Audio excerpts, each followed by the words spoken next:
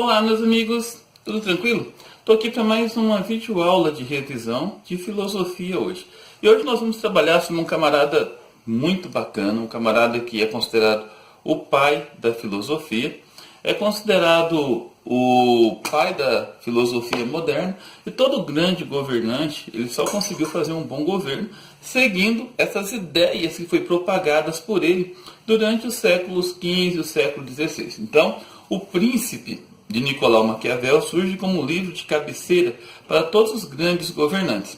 A ideia dessa aula de revisão é fazer uma playlist com todos os pensadores dessa época, né? Tanto Nicolau Maquiavel, que a gente vai ver na aula de hoje, quanto também os grandes contratualistas, o Thomas Hobbes, o John Locke, o Jean-Jacques Rousseau, e assim por diante. Então, vamos lá? Vamos prestar atenção nos slides, ok?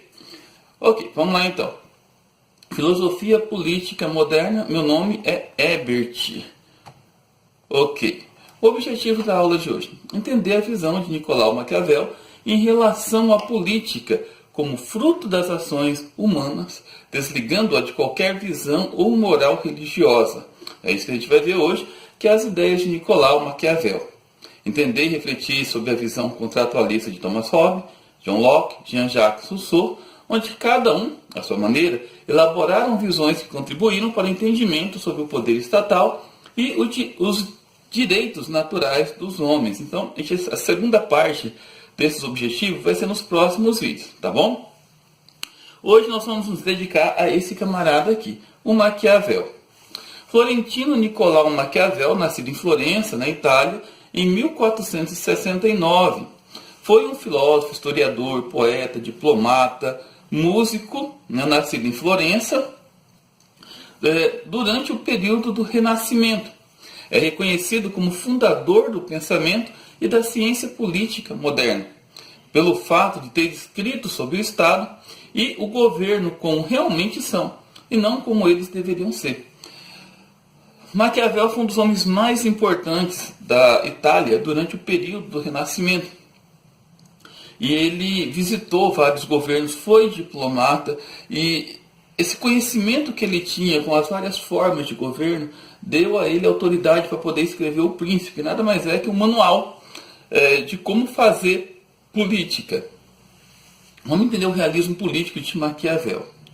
Para entender o pensamento maquiaveliano, aliás, vamos tomar um pouco de cuidado com os termos, tá bom? Muita gente usa o termo maquiavélico, né? Maquiavélico remete a ardiloso, a malvado, oportunista, sendo que as ideias de Maquiavel não representam isso. As ideias podem até representar isso, mas ele estava se referindo ao governo da época. Tá? Então nós vamos recordar um pouquinho os pensamentos políticos de Platão e Aristóteles. Para Platão e Aristóteles, a finalidade natural da política visa a harmonia social, motivo pelo qual se classificam como degeneradas as formas de organização política que exprimem conflitos sociais e cujo poder corresponde aos interesses de um grupo social específico em detrimento de uma sociedade. Então Maquiavel ele vai contra essas ideias de Platão e Aristóteles. Nós vamos entender um pouquinho como é realmente a política, como ela de fato é e como Maquiavel a definiu. Maquiavel observa a política como uma atividade cujo eixo dinâmico são os conflitos e cujo propósito principal é o exercício do poder.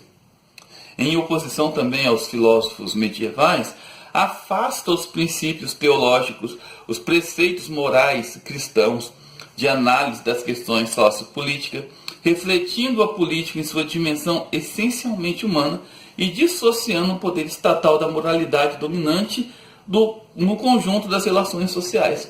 Ou seja, aquela ideia de moral cristã, de falar apenas a verdade, de piedade, de misericórdia, de pensar no bem do outro. Não, o bom político não é quem tem essas ideias. O bom político é aquele que ele tem que agir de acordo com as relações sociais, de acordo com os conflitos, de acordo com a necessidade da sua manutenção no poder, porque isso que é a política. E para isso, ele faz uma análise sobre a natureza humana. A humanidade, segundo Maquiavel, não se modifica no decurso da história. ela revela-se imutável, diferente dos pensamentos de Aristóteles, né? Que o homem é um animal naturalmente político. Para esse filósofo, os seres humanos de diferentes sociedades e épocas históricas são predominantemente caprichosos, ingratos, volúveis, dissimulados e ambiciosos.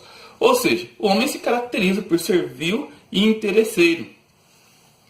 Essa definição não exclui a existência de qualidades moralmente positivas nos seres humanos. O homem tem muita coisa boa, né? Ele não é só coisa ruim.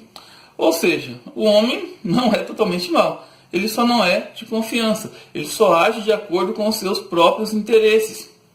Sob a ótica política, a noção maquiaveliana implica uma constatação. O governante não pode contar com a lealdade e honestidade dos súditos ou dos cidadãos. Assim, se tiver que escolher entre ser amado e temido, o governante prudente escolhe o temor. É claro que o bom governante, aquele com grandes habilidades, ele pode juntar as duas situações, ser amado e temido, não é verdade? Agora, o governante, ele precisa ser sempre cauteloso. Ele precisa sempre desconfiar do povo, dos cidadãos, dos súditos. De acordo com Maquiavel, assim como amor e temor, ódio e desprezo são sentimentos que definem o comportamento humano. Ódio e desprezo são sentimentos que devem ser evitados pelo governante virtuoso, uma vez que concorrem para a instabilidade do seu governo.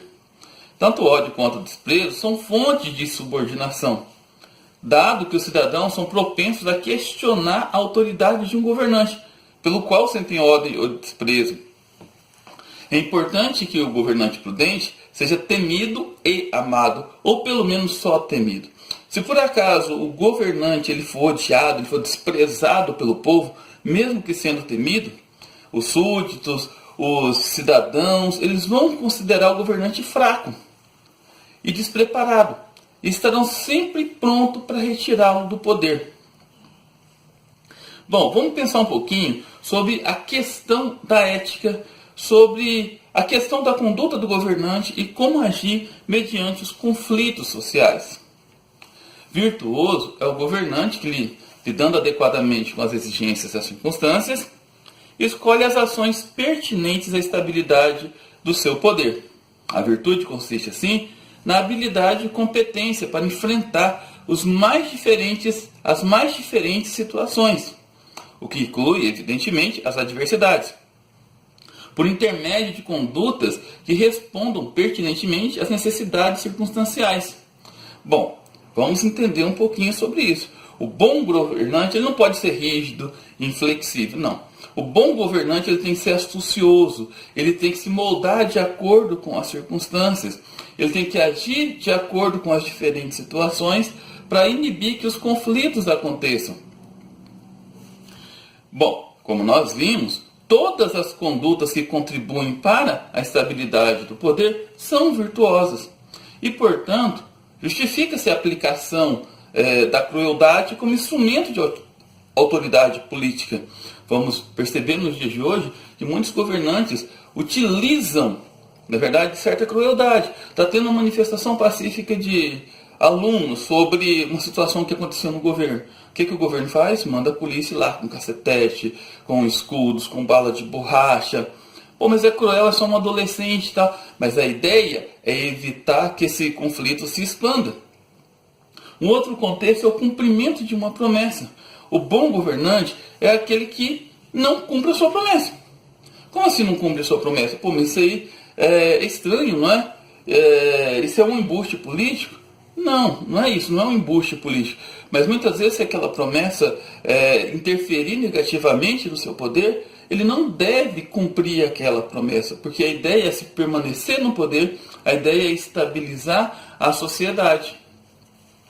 Nesse sentido, o filósofo é categórico ao afirmar que o governante precisa ser cruel, se for necessário, é claro, para manter o poder estatal, posto que a sua crueldade vai eliminar eventuais crimes e desordens. Então, olha só, a crueldade do governante nada mais é que uma necessidade para o bem público. Maquiavel ele concebe a política como uma atividade cujo eixo dinâmico é o conflito. É uma espécie de guerra conduzida pelas vias institucionais. na qual o governante dispõe de modos diferentes e complementares de combate assentados, respectivamente, nas leis e na força. O bom governante ele deve agir como uma raposa, ele deve ser astucioso, ele precisa utilizar de todos os artifícios da lei e da força para poder se manter no poder e também para o bem da sociedade. E por incrível que pareça, Maquiavel não era um entusiasta do absolutismo ou da monarquia. Ele considerava a república a melhor forma de governo, né? Na visão dele, a república tinha uma capacidade maior de enfrentar as adversidades.